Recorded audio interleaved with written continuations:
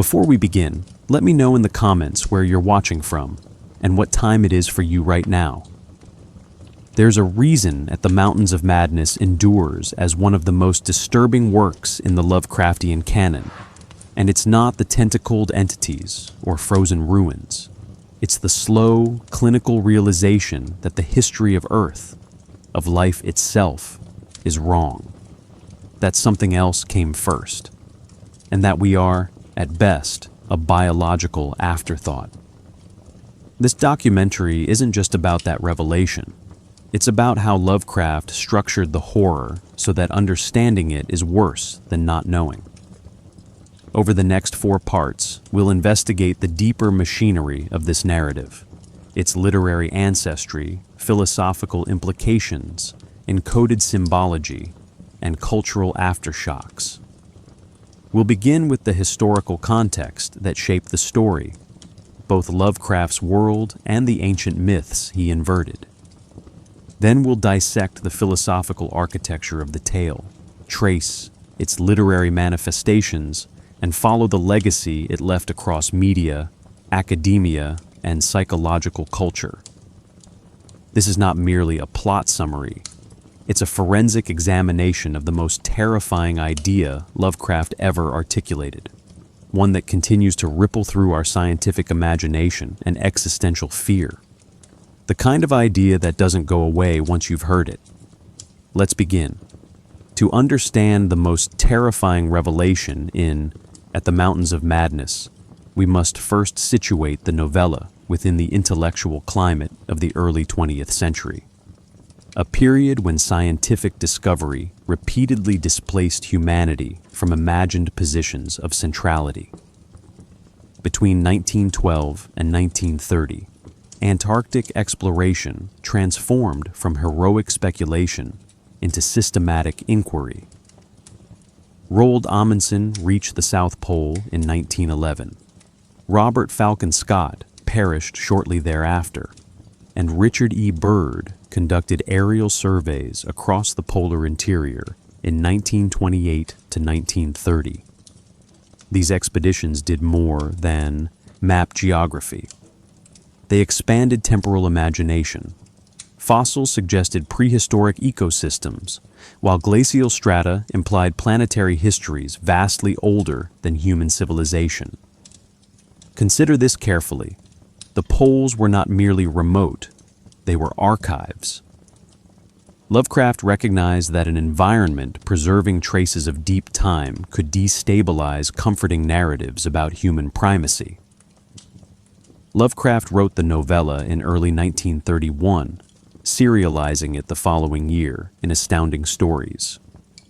By then, scientific popularization had made geology and evolutionary biology accessible to educated readers, and Lovecraft was unusually attentive to both. His letters reveal sustained engagement with astronomical scale, paleontological succession, and cosmic materialism. He sought plausibility through technical vocabulary, because plausibility functions as a delivery system for dread. Not fantasy, but extrapolation. Not myth detached from reason, but reason carried to its most unsettling conclusions. This reveals something profound. Lovecraft understood that modern horror must operate through credibility rather than superstition. If the universe is governed by indifferent laws, then terror arises when those laws imply humanity has no privileged status. We must pause here to examine a structural inversion. 19th century Gothic fiction often positioned ancient ruins as remnants of fallen human grandeur. Lovecraft replaces that framework with ruins predating humanity altogether. The shift mirrors Darwinian aftershocks still reverberating decades after On the Origin of Species, 1859. Evolution had already reframed humanity as emergent rather than ordained. Lovecraft extends the logic further. Humans are neither culmination nor intention. They are residue. Compare this with H.G. Wells's The Time Machine, 1895, where future degeneration reflects social anxiety, or Arthur Conan Doyle's The Lost World, 1912, where prehistoric survival produces adventure. Lovecraft rejects both trajectories. His past does not survive into the present for discovery. It towers over the present as a reminder that human chronology is trivial. Another influence demands attention: the professionalization of science during the late 19th and early 20th centuries. Universities increasingly produced specialists whose authority derived from method rather than tradition. Lovecraft adopts this epistemic posture through the narrator, William Dyer, a geologist recounting events with disciplinary restraint. The narrative voice is analytical, evidentiary, cautious. Why does this matter? Because horror narrated by a trained observer carries institutional legitimacy. According to Lovecraft's correspondence from the late 1920s, he believed that the more impossible a marvel, the more carefully it must be documented. The implication is methodological. Terror should emerge from accumulation, measurements, specimens, stratigraphic interpretation, until denial becomes intellectually dishonest. The Antarctic setting intensifies this strategy through symbolic geography. Mountains traditionally signify transcendence or revelation. Here they signify obstruction and antiquity. Madness typically implies psychological collapse. Here it signals cognitive overload when inherited frameworks fail. The pairing is deliberate. Lovecraft constructs elevation as confrontation with scale, spatial, temporal, biological.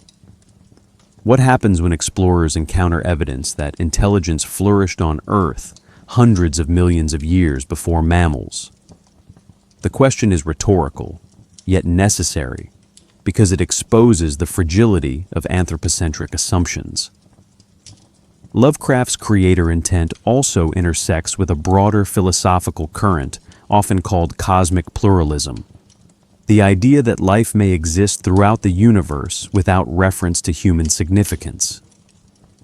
Thinkers from Lucretius to Bertrand Russell articulated versions of this decentering perspective. Lovecraft transforms philosophical abstraction into narrative architecture. The elder things are not villains. They are antecedents. Their presence reframes humanity as derivative biology, shaped indirectly by alien experimentation and environmental contingency. Triadic forces operate quietly beneath the story's surface: scale, indifference, succession. Each undermines the notion that history bends toward human meaning. Yet Lovecraft avoids presenting this thesis as argument. Instead, he embeds it within a testimonial warning, allowing dread to arise through implication rather than proclamation. The narrator urges future expeditions to abandon the region, not because it is cursed, but because knowledge carries psychological cost. Consider the distinction carefully. The danger lies not in what exists, but in what understanding existence requires us to surrender. By the early 1930s, technological optimism coexisted uneasily with post-war disillusionment. Airplanes crossed oceans, radio shrank distance, archaeology unearthed forgotten civilizations. Progress seemed undeniable, yet each discovery enlarged the unknown. Lovecraft channels this tension. Exploration promises mastery, but delivers humility. Scientific ambition becomes a vector toward epistemic destabilization. This historical convergence, polar exploration, evolutionary thought, institutional science, and cosmic philosophy, clarifies Lovecraft's objective. He intended to relocate horror from haunted spaces to indifferent systems. Not fear of monsters, but fear of misplacement within reality. The revelation at the novella's core succeeds because readers have already accepted the authority of the investigative framework. Having established the scientific and intellectual terrain from which the story emerged, we now turn to the deeper currents beneath it. The cultural myths, philosophical inheritances, and speculative traditions that prepared readers, perhaps unknowingly, to confront such a revelation. Long before, At the Mountains of Madness revealed its frozen revelation, Western culture had already laid the groundwork for its most terrifying idea, that humanity might not be the first, the highest, or even the intended outcome of life. Lovecraft did not invent this fear. He inherited it. From ancient myth to Enlightenment-era materialism, the philosophical soil was already seeded with dread. What Lovecraft accomplished was synthesis. He drew together disparate currents, mythological descent, biological contingency, temporal enormity, and crystallized them into narrative form. The result is a story that feels inevitable precisely because its implications were already haunting the culture from which it emerged. One of the oldest antecedents is the myth of degeneration. In Hesiod's works and days, early human generations are golden, then silver, then bronze, each successively degraded. Plato repeats the motif in Timaeus, suggesting that divine order decays over time. Such cosmologies posit a fall from greatness, not an ascent. Lovecraft inverts this still further. His elder things are not gods become men, but entities who created life only to be overrun by their own tools. There is no moral fall, only biological succession, not punishment, but entropy. In this sense, his horror aligns less with classical tragedy and more with geological thinking. Civilizations, like strata, layer atop each other without moral logic. The Enlightenment brought its own form of existential displacement. As thinkers like Spinoza and Newton replaced divine agency with mechanistic law, the universe ceased to be a moral stage. The rise of deism and early materialism ushered in the view that humans were not the center of creation, but one element among many. By the late 18th century, philosophers like Kant and Hume were wrestling with epistemic limits. What can we know, and what lies beyond reason? Lovecraft would later weaponize those questions, turning them from abstract puzzles into sources of dread. If human reason evolved for survival, not truth, what happens when it encounters facts it cannot digest? Darwin's On the Origin of Species, 1859, further destabilized humanity's self-image. No longer crafted in divine likeness, humans were revealed as accidents of selection, products of blind pressures, not purpose. Lovecraft accepted this view without comfort. He believed the biological world was indifferent to consciousness and that sentience itself might be a transient phase. The elder things, once masters of Earth, fall not through hubris, but through the slow, indifferent revolt of their own creations. Shoggoths, bred for utility, become the agents of their creator's downfall. It is a grim echo of Darwin's implication. Adaptation ensures survival, not significance. Meanwhile, theosophical and esoteric traditions were cultivating another thread: lost civilizations and pre-human epochs. Helena Blavatsky's The Secret Doctrine, 1888, described Lemuria, Atlantis, and Hyperborea as stages of spiritual and physical evolution, each more ancient than the last. Though Lovecraft despised Theosophy's mystical optimism, he borrowed its spatial and temporal scales. He found inspiration in its layering of civilizations, in its idea that history hides immense forgotten structures beneath the visible world. But where Blavatsky saw spiritual ascent, Lovecraft saw indifference.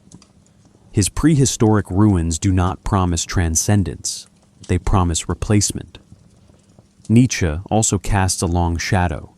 The idea of eternal recurrence, that time might repeat endlessly, rendering all meaning provisional, resonates with Lovecraft's temporal horror. More importantly, Nietzsche's declaration that God is dead clears the ground for cosmic indifference. Without divine order, the universe becomes a stage for repetition, not redemption. Lovecraft channels this through scale. The elder things ruled before mammals. The Shoggoths will outlive humans. Civilization, stripped of meaning, becomes sediment.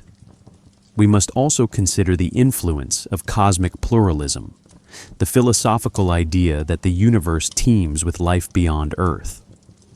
Thinkers from Giordano Bruno to Camille Flammarion speculated on multiple worlds, each with their own histories. Lovecraft radicalizes this notion. For him, alien life is not merely possible, it is older, smarter, and entirely unconcerned with humans. The terror lies not in encountering something alien, but in realizing we were never alone and never important. This is not contact. It is historical context revealed too late. Finally, early 20th century pessimism provided a receptive audience. The devastation of World War I shattered illusions of progress.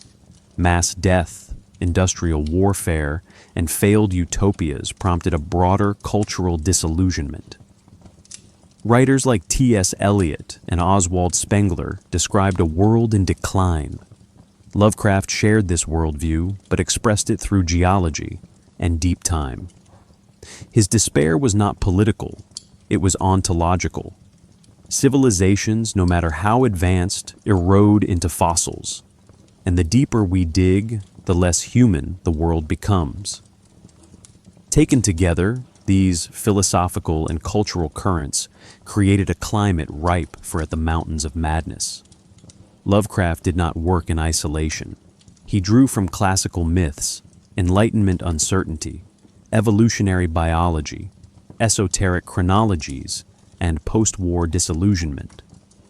Each strand reinforced a central idea, that the human story is neither central nor final, that something came before us, that something will come after, and perhaps worst of all, that whatever we are, we were never meant to be. In the next subsection, we will turn to the language Lovecraft used to express these ideas. Not just the words themselves, but the etymologies, ambiguities, and semiotic tactics that allowed the terror to take root in the very act of reading. Language in At the Mountains of Madness does more than describe, it destabilizes. Lovecraft's prose is infamous for its density, but this is not an indulgence. It is a calculated semiotic strategy designed to evoke contact with something fundamentally inexpressible. His word choices are not ornamental. They function as epistemic thresholds. They invite the reader to name what should not be named and to comprehend what resists comprehension. In this section, we investigate the etymological construction of Lovecraft's terminology, the symbolic load carried by his descriptive phrases, and the narrative consequences of lexical excess. Words become not just tools of narrative, but agents of psychological transformation. Consider first the term elder things. It appears simple, even biblical, but its ambiguity is central to its effect. Elder suggests both antiquity and authority without confirming either. These beings are older than humanity, certainly, but are they wiser? Are they gods, scientists, remnants? Lovecraft never clarifies. This lack of ontological precision suspends the reader in conceptual ambiguity. The word thing is equally strategic. It denotes entity while refusing specificity. Elder things thus operates as a linguistic paradox. a name that names nothing definite, only relation. Not who they are, but what they precede. A similar tactic is visible in the frequent use of compound adjectives: barrel-shaped, starfish-headed, prismatically iridescent. These phrases do not communicate stable meaning. Rather, they evoke incomplete analogies. The reader assembles an image from familiar fragments: cephalopod, echinoderm, crustacean, only to produce something unfamiliar. This technique draws from grotesque semiotics, a tradition dating back to medieval marginalia, in which monstrous forms are created through the fusion of recognizable parts. The horror emerges not from what is seen, but from the failure of resemblance to stabilize identity. The word cyclopean, a Lovecraftian hallmark, deserves special scrutiny. Its original referent is architectural, massive stonework attributed to the mythical Cyclopes, predating known civilizations. In Lovecraft's usage, it becomes a scale marker. Cyclopean doesn't just mean large, it means pre-humanly large, beyond ergonomic proportion. It signifies a mismatch between human perception and ancient design. To describe a city as cyclopean is to declare it inaccessible, not just physically, but cognitively. Language here functions as a kind of archaeological residue, pointing to the incomprehensible through historical allusion. Lovecraft's symbolic use of verticality must also be considered. Mountains in this story are not romantic or sublime. They are obstacles, monuments, and graves. The Mountains of Madness are not named by any character. The phrase is imposed by the narrator, who draws from mythic register. Mountains are traditionally associated with Revelation, Sinai, Olympus, Kailash. Lovecraft subverts this. His mountains conceal rather than reveal. They contain a city, but also a suppression. Ascent leads to erasure. The symbolic weight here is architectural and theological. He builds the mountains as thresholds to forbidden knowledge. Then there is madness, a term Lovecraft uses with strategic indeterminacy. It functions in three registers: psychological as collapse, epistemological as overload, and ontological as the moment when being no longer makes sense. The word does not describe behavior, it describes a boundary crossed. Madness in this narrative is not an error, it is a consequence. To know too much, to see too far, is to become misaligned with human reality. The madness described is often silent, involuntary, irreversible. The final symptom is not chaos, but muteness.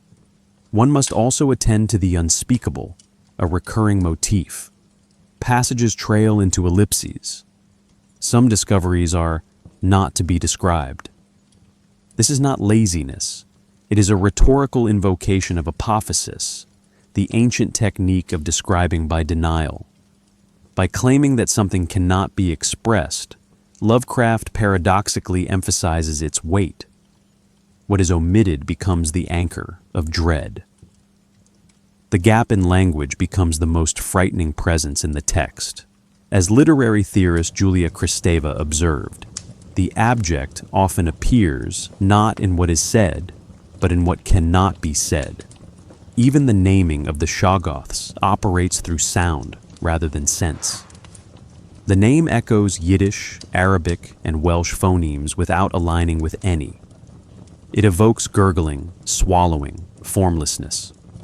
A Shoggoth is defined not by biology, but by uncontainable motion, protoplasmic, replicating, absorptive.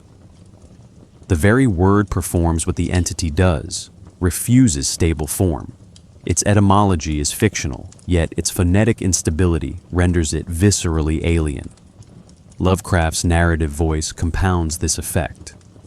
William Dyer, the narrator, is a scientist, trained in geology, which grants his account a lexicon of sediment, layering, and formation. But as the story progresses, his vocabulary frays. Scientific precision gives way to mythic resonance. What begins in cataloged samples ends in fevered whispers. This linguistic collapse mirrors the story's arc, from documentation to revelation, from control to dissolution. Throughout At the Mountains of Madness, language functions both as scaffolding and abyss. It supports interpretation while hinting at its limits. The more precise the terminology, the more profound the failure of meaning. Symbolic language becomes a terrain of erosion, where definition cannot hold, and metaphor becomes the only means of survival. In the next section, we will examine how Lovecraft used this linguistic architecture to construct myth. Not merely fictional history, but a form of narrative authenticity that masquerades as recovered truth, and which, in doing so, brings readers one step closer to believing the horror could be real. Lovecraft's myth-building in At the Mountains of Madness is not a matter of storytelling. It is a method of persuasion. His goal is not merely to entertain, but to convince. Convince the reader that something vast, ancient, and inhuman once held dominion over Earth, and that fragments of its story remain buried, waiting to be unearthed, not just by characters, but by us. The success of this project depends on the illusion of authenticity. And to create that illusion, Lovecraft employs a narrative strategy that blends academic framing, intertextual layering, faux documentation, and epistemological restraint. Each component contributes to a larger architecture designed to mimic the feel of recovered truth. The novella is presented not as fiction, but as a suppressed scientific report. The narrator, William Dyer, is a geology professor from the fictional Miskatonic University, recounting a disastrous Antarctic expedition with the urgency of someone trying to prevent its repetition. This device, common in Gothic fiction, is refined here into an epistemic tactic. Dyer's authority is rooted in institutional science. He cites core samples, altitude measurements, biological classifications. The tone is rational, even bureaucratic. This clinical posture has a critical effect. It allows Lovecraft to escalate the horror without breaking the spell. The fantastic enters gradually, always framed by data. Consider the layered structure of revelation. The story begins with logistical detail, equipment lists, personnel rosters, descriptions of drilling techniques. Only slowly do anomalies emerge: a strange fossil, a suspicious mountain range, an unnatural symmetry in ancient rock. These details are delivered not with hysteria, but with hesitation. Dyer repeatedly notes his own reluctance to speculate, his preference for empirical observation. This restraint makes the eventual revelations more convincing because they appear reluctantly concluded, not enthusiastically imagined. The illusion of authenticity deepens through faux documentation. Lovecraft embeds fictional citations, reports from Professor Lake, telegrams from field bases, sketches made by expedition members. He also refers to real-world figures, Antarctic explorers, scientific journals, contemporary equipment, thus anchoring the fiction in historical fact. The blending is so seamless that it mirrors academic case studies. The reader is not positioned as an audience, but as a secondary investigator. The act of reading becomes an act of analysis. This strategy has precedent. Gothic novels of the 18th and 19th centuries frequently presented themselves as found manuscripts. Walton's letters in Frankenstein, Harker's journal in Dracula, the nested documents of the monk. Lovecraft inherits this device but updates it. Rather than an aristocrat's diary or a monk's confession, the document is a scientific field report. In doing so, he transfers the genre's locus of authority from religion and nobility to academia. Horror no longer comes from breaking a moral code. It comes from observing too closely. Another key component is intertextuality. Lovecraft embeds at the Mountains of Madness within a larger mythos already outlined in previous stories. The Call of Cthulhu, the Nameless City, the Shadow over Innsmouth. Names, locations, and references overlap. Dunwich, Arkham, the Necronomicon, creating a sense of shared continuity. This cumulative layering mimics the structure of oral tradition. Each story hints at larger events without revealing them completely, encouraging the reader to mentally assemble the greater pattern. The mythos thus acquires weight through partial revelation. Importantly, Lovecraft's myth-building resists finality.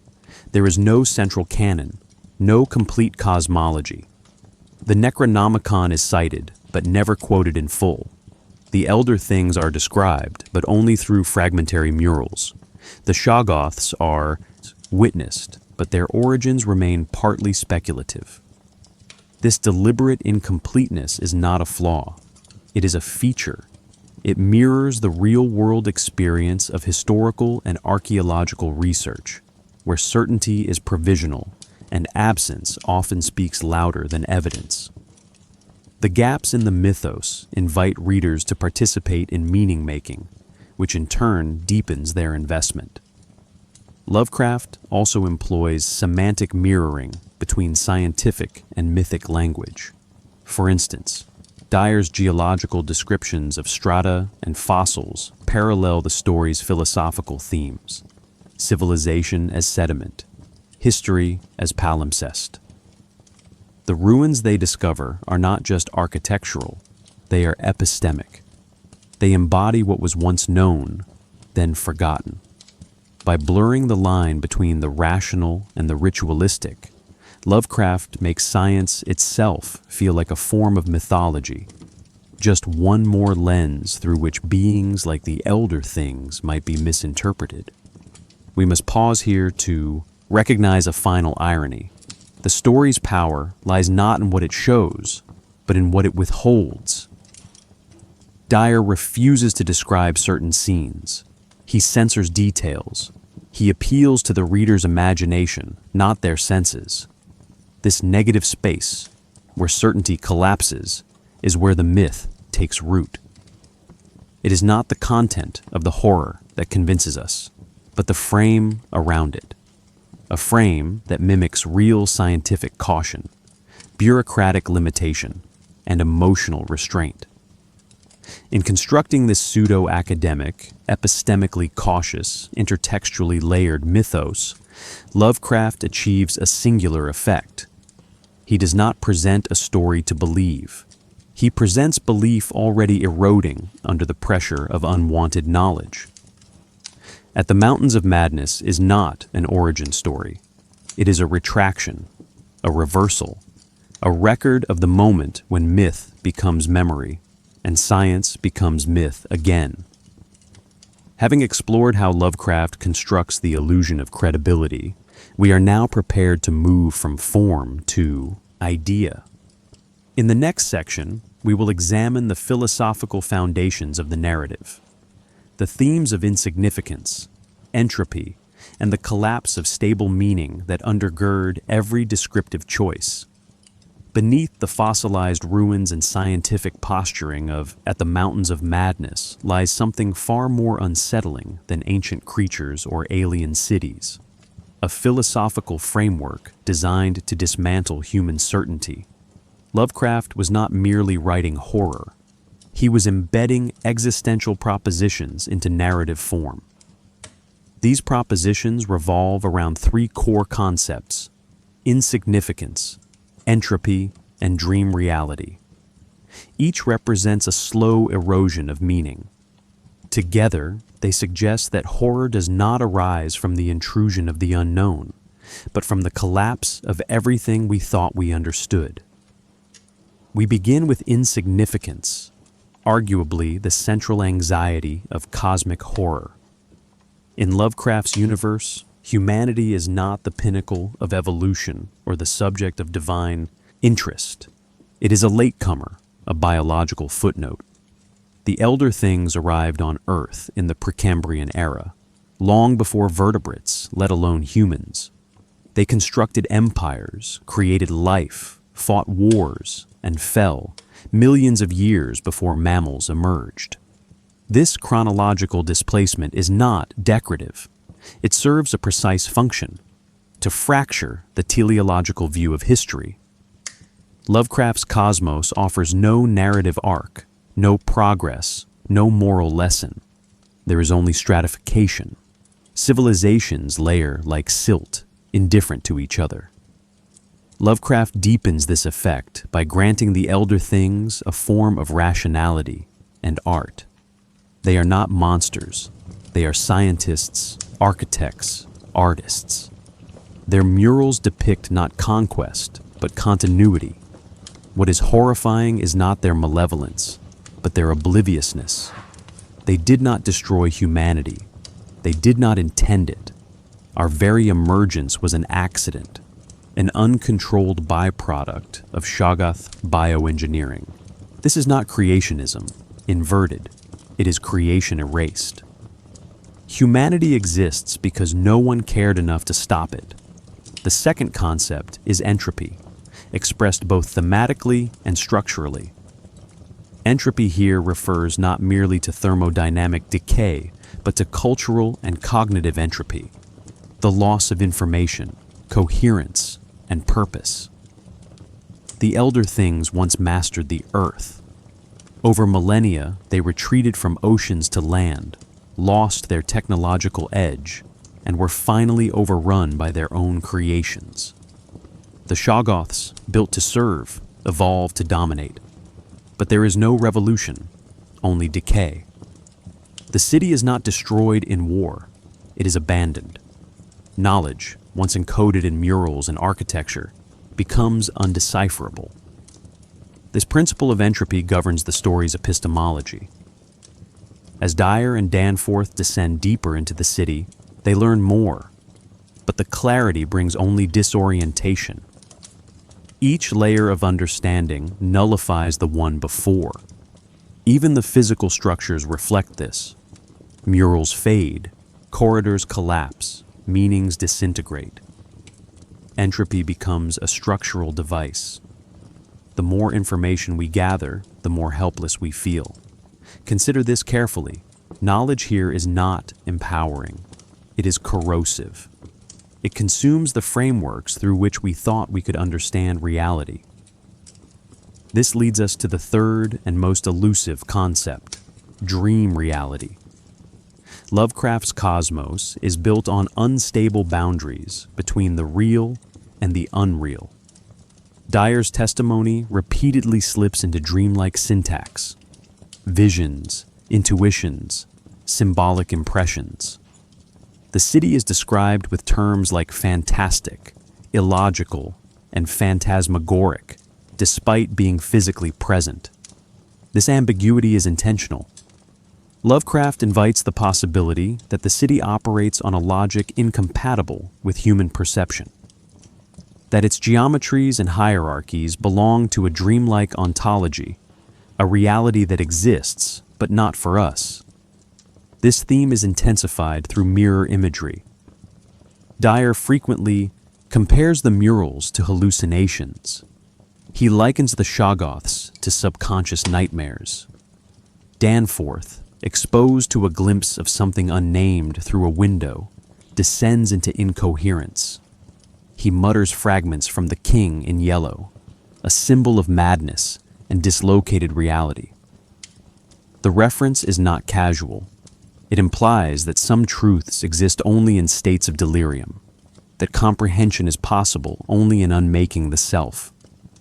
Dream and reality are not opposites in this narrative. They are overlapping modes. Horror resides in the transition between them.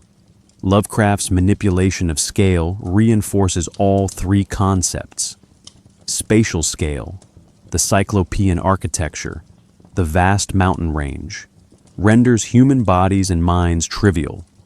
Temporal scale, the geological epochs, the aeons of alien history, renders human civilization ephemeral. Cognitive scale, the murals, the ruins, the unspeakable forms, renders human reason inadequate. Horror does not arise from the content of what is found, but from the mismatch between what is and what can be comprehended. We must also consider Lovecraft's engagement with epistemic humility, the recognition that our ways of knowing are contingent, evolved for survival, not for truth. Lovecraft anticipates later thinkers like Thomas Nagel and Eugene Thacker, who argue that human subjectivity is poorly suited to grasp reality in its full, objectless scope. At the Mountains of Madness embodies this dilemma. The story is structured as a report, but it ends in a kind of silence.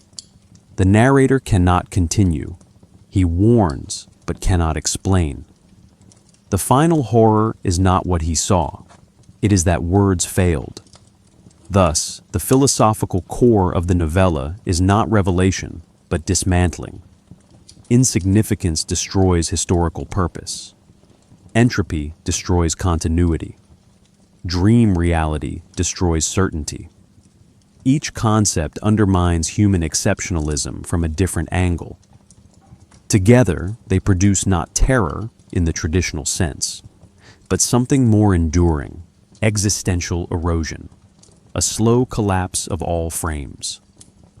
In the next section, we will examine the beings that embody these concepts, not just the elder things or the Shoggoths as monsters, but as philosophical symbols in motion, creatures whose biology, behavior, and history reveal the mechanics of a universe not made for us.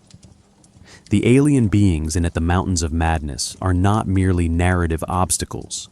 They are the vessels through which Lovecraft encodes his most unsettling philosophical propositions. Each species or force introduced carries conceptual weight. These are not monsters in the traditional sense. They do not stalk prey or tempt sin. Instead, they destabilize meaning. Their role is ontological, not adversarial.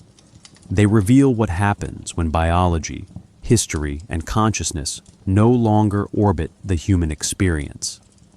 In this section, we examine the elder things, the Shoggoths, the implied great race, and the ambient presence of cosmic indifference to trace how Lovecraft builds an ecology of terror without malevolence. The elder things, also called the Old Ones in some accounts, are among Lovecraft's most elaborately described creations. Barrel-shaped, starfish-headed, multi-limbed entities, they defy taxonomic placement. Their anatomy combines vegetable, animal, and alien traits. Yet they are not imagined as primitive. Quite the opposite. They are the originators of terrestrial life. According to the murals Dyer interprets, the elder things arrived on Earth when it was young, established aquatic civilizations, and later developed biotechnology that allowed them to shape entire ecosystems. Humanity, it is implied, descended from unstable experimental forms, biological runoff, not deliberate invention. This genealogy is essential to Lovecraft's project. The elder things are not our gods, but our precedents. They created life as a utility system, not a sacred act. Their collapse, when it comes, is not punishment for hubris, but a natural consequence of time. They are neither good nor evil. They simply were, once powerful, now forgotten. Their fate mirrors Lovecraft's vision of all civilizations: emergence, mastery, entropy, erasure. Crucially, the elder things possess art. Their walls are covered in murals, their cities geometrically complex, their society structured. Lovecraft gives them culture. This is not anthropocentric generosity, it is strategy. By making the elder things rational, expressive, and intelligent, he closes the gap between us and them. And in doing so, he renders human uniqueness null. We are not special because we reason. They did it first, better and longer. If the elder things represent fallen order, the Shoggoths represent rising chaos. Described as massive protoplasmic entities capable of reshaping their form at will, Shoggoths are the ultimate byproduct of unchecked creation. They were bred to serve, to build, to endure. They possess no stable form, no fixed identity. And, at some point, in prehistory, they rebelled. Their revolt is not framed as moral or strategic. It simply happens. Entropy manifesting through evolution. The creators lost control. The tools inherited the ruins. The horror of the Shoggoths lies not only in their physical form, but in what they embody, the failure of systems. Biological, technological, civilizational. They are not evil. They are indifferent, automatic, adaptive. Their minds, if they have them, operate on principles outside cognition. They mimic language, repeating the cries of dead masters. They exist not as characters, but as ontological threats, being without boundary. Philosophically, the Shoggoths function as a metaphor for unbounded life, not intelligent life, but replicating form. Life that survives without consciousness, order, or even memory. They are Darwin's nightmare, organisms perfectly adapted to survival in any condition, without morality or reason. In the deepest tunnels beneath the Antarctic plateau, they still move. They are not waiting, they are enduring. This is a horror of persistence, not presence. Though not central to this novella, the great race of Yith is subtly implied, especially through Danforth's final breakdown. His muttered allusions to the shadow out of time and the king in yellow suggest a collision between times and identities. In Lovecraft's broader mythos, the Yithians are entities who transfer consciousness across bodies and epochs. They are archivists of all civilizations, past and future. Their presence, hinted through intertextual layering, introduces a terrifying idea, that memory itself may be infiltrated. That thought is not safe, that what we know might not be ours. If the elder things represent biological origin and the Shoggoths represent biological revolt, the Yithians represent the colonization of mind. A mind not as selfhood, but as vessel. The reader is never told that the Yithians are watching, but the signs are there, and that is Lovecraft's method. Implication instead of revelation, suspicion instead of certainty. Looming over all entities is something less defined, but more constant, cosmic indifference. This is not a being, but a force, a philosophical presence that frames the entire narrative. It is visible in the silence of the ruined city, in the geological aeons that erase even Shoggoth memory, in the unspoken horror Danforth glimpses through the window. This presence may be associated with Azathoth, the blind idiot god at the center of chaos. Or it may be something more abstract, the fact that the universe does not acknowledge meaning. This indifference is not cruelty. That would still imply intent. Lovecraft's horror is colder. The elder things did not hate us. They did not know we existed. The Shoggoths do not hunt us. They move through ruins unaware of our presence.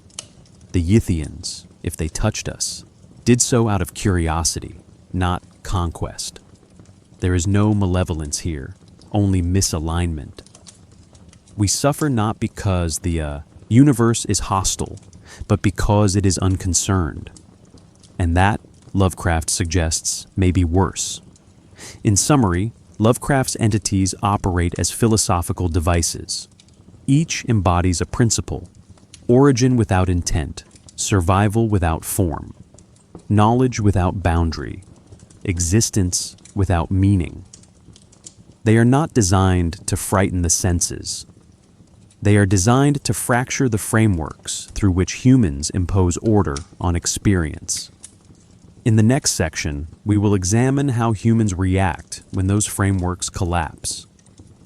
When the encounter with these beings triggers not death, but madness, not destruction, but cognitive undoing.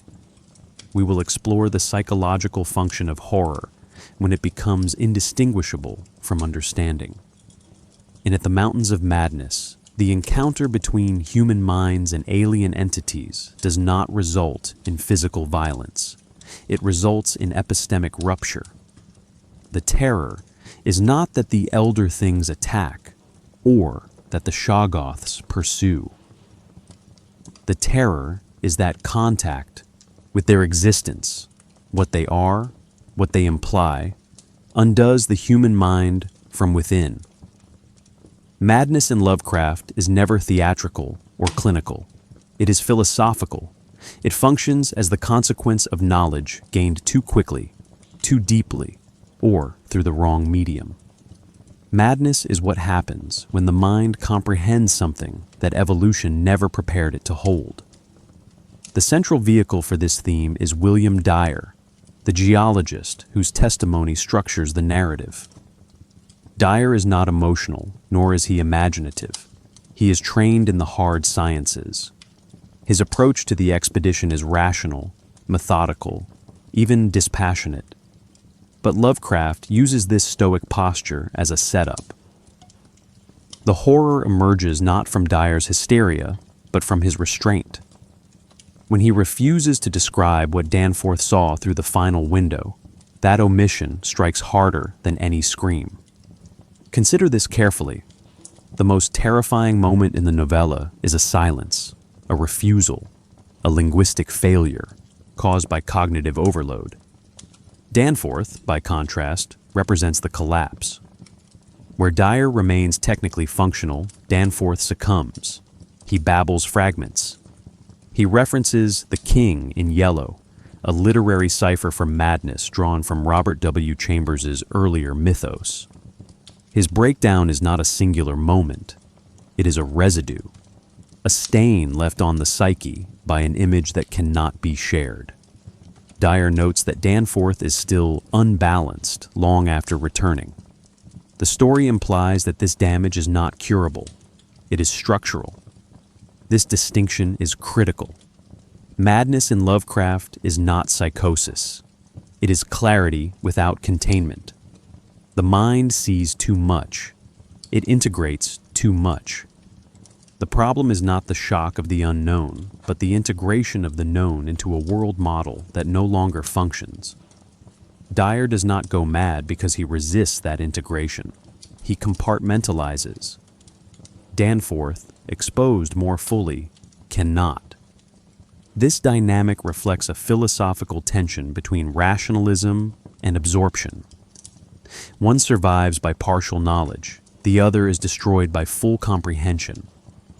Lovecraft supports this dynamic through narrative delay. The events are told after the fact. The trauma has already happened. This retrospective structure allows the madness to feel ambient, not eruptive. It simmers through tone, diction, avoidance. Dyer insists repeatedly that he speaks only to prevent further expeditions. But we sense his need to confess. His narrative becomes a protective exorcism, a ritual of distancing. Madness is not behind him. It is beside him, watching. Another key mechanism is language failure. As the novella progresses, Dyer's descriptions become increasingly abstract. Early sections are filled with technical detail, rock formations, core samples, fossil types. But as the expedition descends, Lovecraft shifts toward phrases like unnameable, blasphemous, indescribable. These are not cop-outs, they are signals. They mark the boundary where language ceases to map reality. The mind perceives, but the vocabulary breaks. This creates a paradox.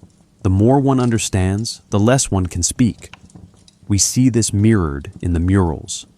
They are the primary mode of alien communication, visual, nonverbal, deeply symbolic, and yet they are understood too well.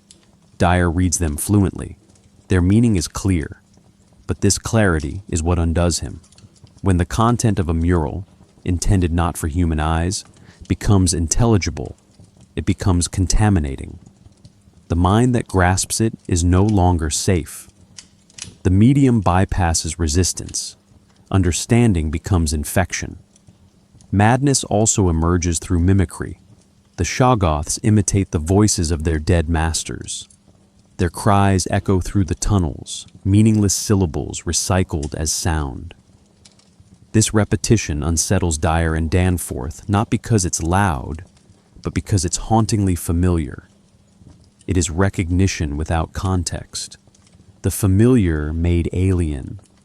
This is a cognitive form of the uncanny, not what is foreign, but what is too known in the wrong way. The mind revolts not at strangeness, but at distorted proximity. Philosophically, Lovecraft is suggesting that the human mind is locally rational. It functions within parameters evolved for terrestrial survival, but when exposed to non-human scales of time, space, or form, it misfires. It doesn't break like glass, it melts like wax. The structure remains, but the content deforms. Madness, then, is not loss, it is misalignment. The role of academia in the story underscores this. Dyer is a scientist. The entire expedition is an intellectual pursuit. But what begins as inquiry ends in paralysis. The lesson is not anti-scientific, it is anti-hubris. The pursuit of knowledge is not condemned, but unbounded knowledge is treated with suspicion. There are things one may learn that one cannot then unlearn, truths that leave scars. To summarize, madness at the Mountains of Madness is a function of contact, not with violence, but with truth. It results from proximity to a reality that exceeds human resolution. Danforth sees too much. Dyer reads too much. The murals speak too clearly. The tunnels echo too perfectly. And beneath it all, the mind, trained to synthesize, compiles a version of the world that no longer fits the self. In the next section, we will follow this trajectory to its endpoint. What happens when knowledge becomes not just damaging, but world-breaking? We will examine the collapse of epistemic boundaries, the idea of knowledge as ruin, and the final paradox of forbidden understanding. In At the Mountains of Madness, knowledge is not framed as a gift or a weapon. It is a contaminant. The most devastating moments in the story do not come from confrontation or loss, but from realization.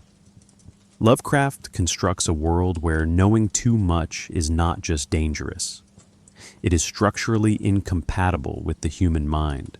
The term forbidden knowledge in this context refers not to secrets hidden by authority, but to information so vast, alien, and implicating that understanding it leads to epistemic collapse, a total failure of the frameworks we use to make meaning. The mural sequence is the locus of this collapse. Through it, Dyer reconstructs the rise and fall of the Elder Things, their arrival from space, their construction of life, their wars with the Great Race and the Cthulhu spawn, their eventual decline. Each revelation is legible, the narrative is linear, and yet the psychological effect is cumulative and catastrophic. Dyer is not driven mad by supernatural visions, but by historical accuracy. The horror is archaeological. The knowledge is visual, sequential, unambiguous.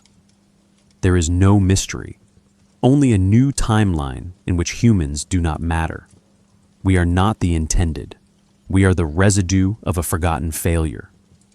The structure of this sequence mirrors academic discovery, observation to interpretation to conclusion. But Lovecraft uses it to invert the premise of scholarship. In most scientific or historical narratives, deeper knowledge leads to mastery. Here, it leads to erasure. The more Dyer learns, the less meaningful human history becomes. The implications of the murals overwrite not just biology, but philosophy, theology, and memory. This is not ignorance dispelled. It is identity displaced. We must also consider Lovecraft's use of epistemic trauma. Danforth's breakdown following the final descent is not triggered by a specific event, but by the accumulated burden of comprehension. His mind does not fragment due to violence. It fragments because it has seen too much coherence.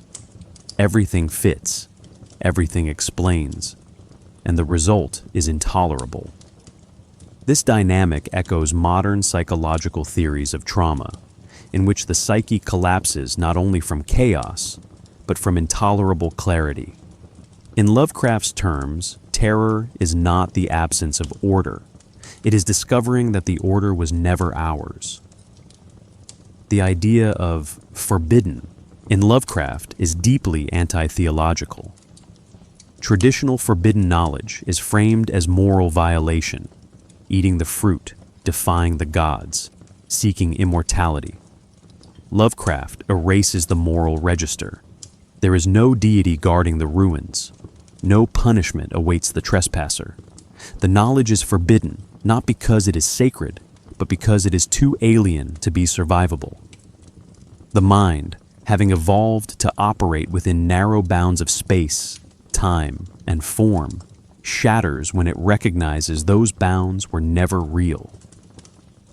This is why the novella ends not in destruction, but in warning. Dyer survives. Danforth lives, if not wholly intact. The catastrophe is internal, and that is the point. The horror has already happened. It is the knowledge itself. Lovecraft withholds the final image Danforth sees, not because it is beyond words, but because to speak, it would be to transmit the contamination. Dyer chooses silence. The story is not a confession. It is a quarantine. We should also note the spatial metaphor of descent. As Dyer and Danforth move deeper into the ruined city, they do not descend into chaos. They descend into history. And it is that very clarity, the preserved murals, the intact corridors, the continuity of form, that produces collapse.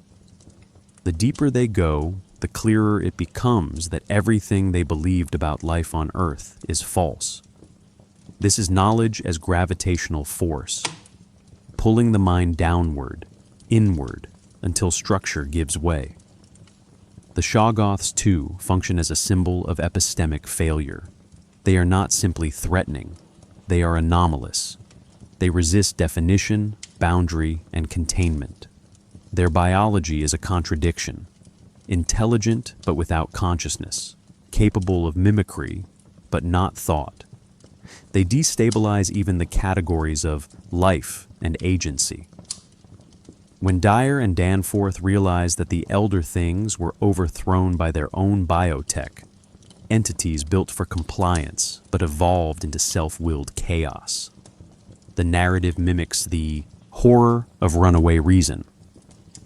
The idea that logic itself, when applied beyond human limits, might produce not understanding, but dissolution.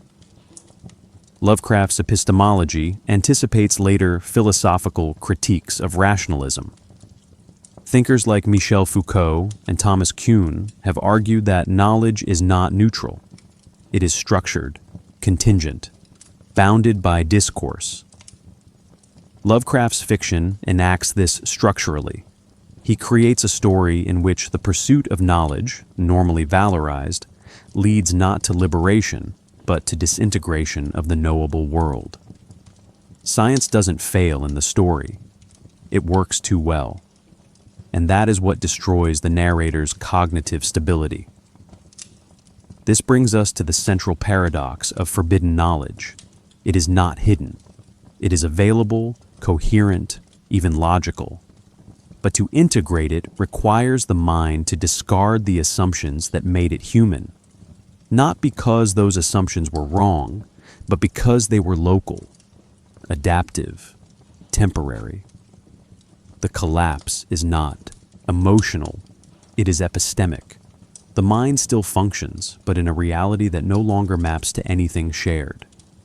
In closing, At the Mountains of Madness frames knowledge not as treasure, but as geological pressure. It layers and compresses until the strata fracture. The story warns not against inquiry, but against the assumption that all inquiry can be survived. Not every truth fits the shape of the human mind, and when it doesn't, it is not the truth that breaks. It is us. In the next section, we shift from the abstract to the literary. How these ideas first manifested in Lovecraft's body of work, how they were built upon by others, and how this single story became the foundation for a mythos that continues to destabilize readers across generations. The philosophical structures and narrative strategies of At the Mountains of Madness did not emerge in isolation. They represent the culmination of ideas. Lovecraft began exploring years earlier in shorter, more experimental works. To understand how Lovecraft arrived at the terrifying revelation in Mountains, we must trace its conceptual lineage through early texts like The Nameless City, 1921, The Call of Cthulhu, 1926, and The Whisperer in Darkness, 1930, all of which contribute architectural elements, thematic blueprints, or mythic fragments that are refined and expanded in Mountains. This is not a linear development, but a recursive layering. Lovecraft writes the same horror repeatedly, each time deeper, colder, more inevitable. The clearest early prototype is The Nameless City, written a decade before Mountains. In it, a narrator explores subterranean ruins beneath the Arabian desert, encountering evidence of a pre-human reptilian race. The final scene, a vision of an ancient parade of inhuman beings, ends not in confrontation, but in epistemic vertigo. It was not any one thing that I saw, but a compound of all that is unmentionable. Here, Lovecraft first experiments with the idea that horror stems from recognition, the realization that the world is older, stranger, and less human than believed. The Nameless City is not nameless because it lacked a name, but because its name precedes language. This anticipates Mountain's elder city, whose murals perform the same narrative function: historical inversion, biological misplacement, and cultural erasure. The Call of Cthulhu refines another dimension: the fragmented epistemology of cosmic horror. The story's tripartite structure, Inspector Legrasse's police report, the sculptor's dreams, and the sailor Johansson's journal, mirrors the way Lovecraft disperses truth across unreliable witnesses. No single perspective holds the whole. Cthulhu, like the Shoggoths and Elder Things, is not fully seen, only encountered at the edges of reason. The famous line, "The most merciful thing in the world is the inability of the human mind to correlate all its contents," serves as a thematic cornerstone. Mountains takes this one step further.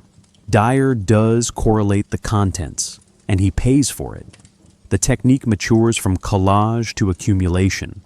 Instead of perspectives colliding, they converge, and in that convergence, the collapse begins.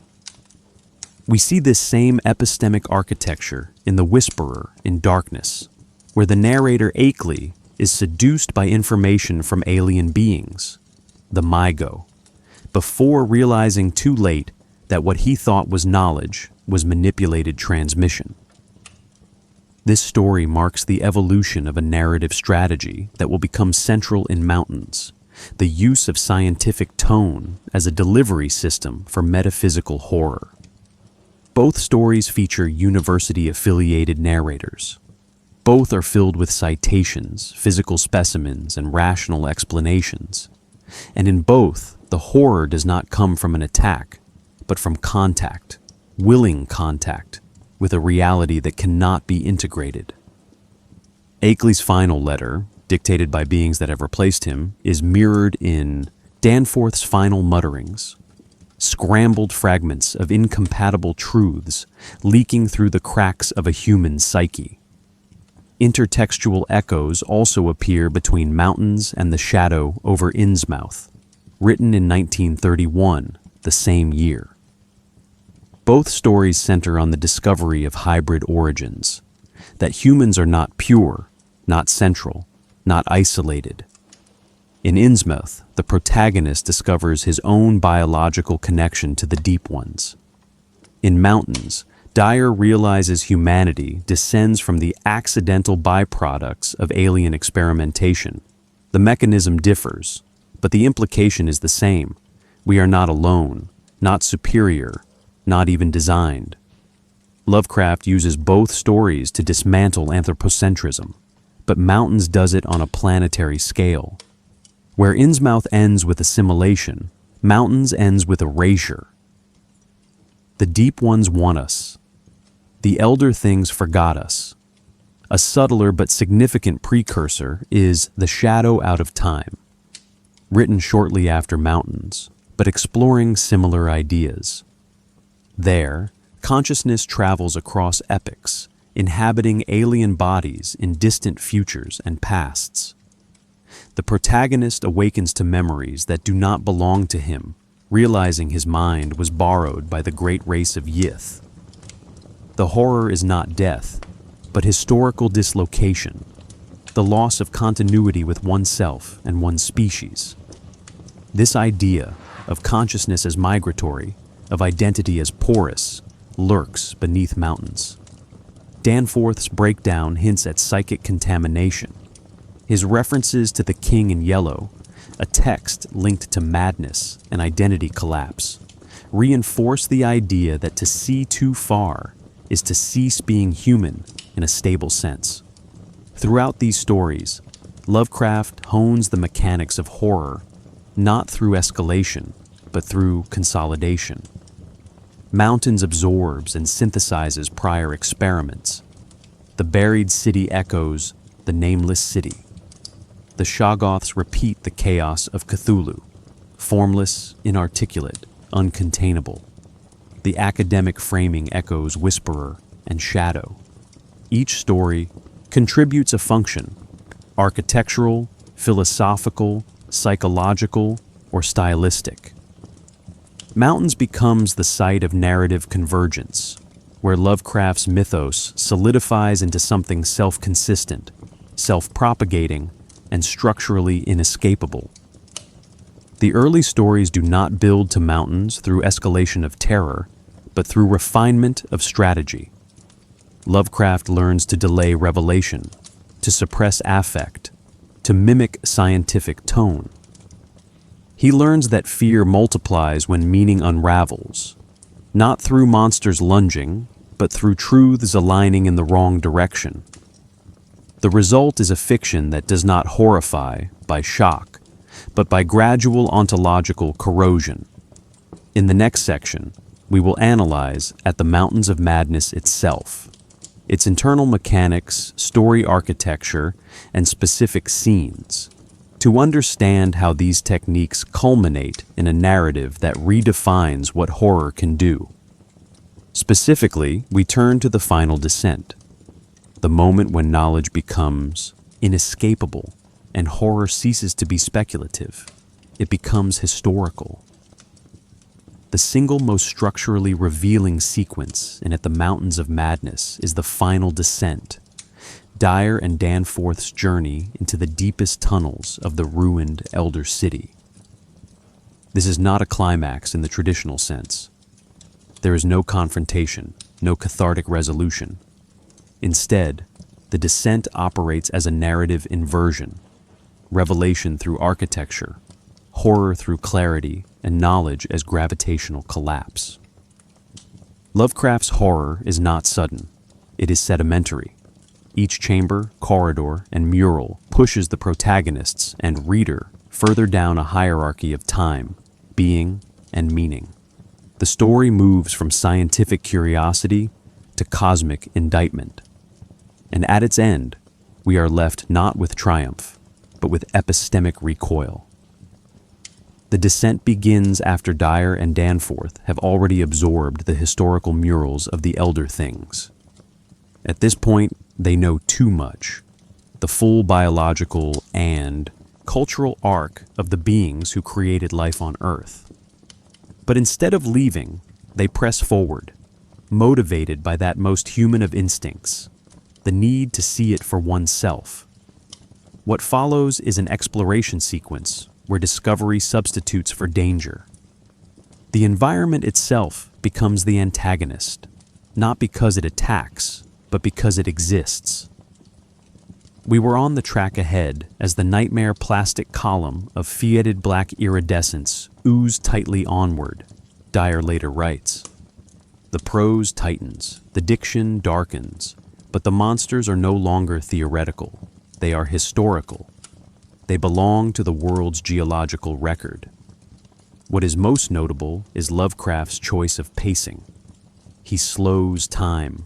Detailed architectural observations replace movement. The descent takes pages, room after room, each described in geometrical, material, and symbolic detail.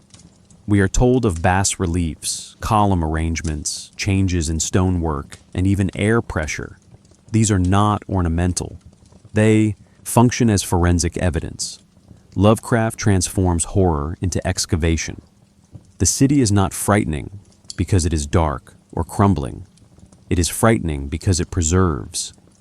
The deeper Dyer and Danforth go, the more intact the city becomes. Horror here is not rot. It is clarity.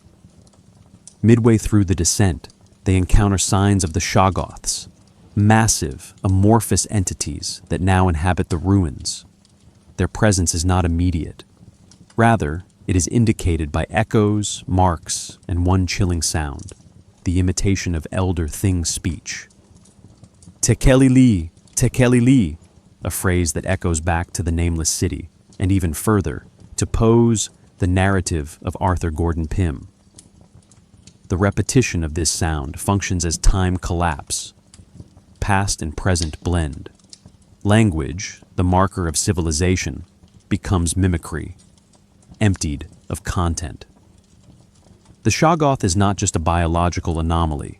It is a semantic void, something that consumes structure, culture, and sound, and reflects them back in meaningless form.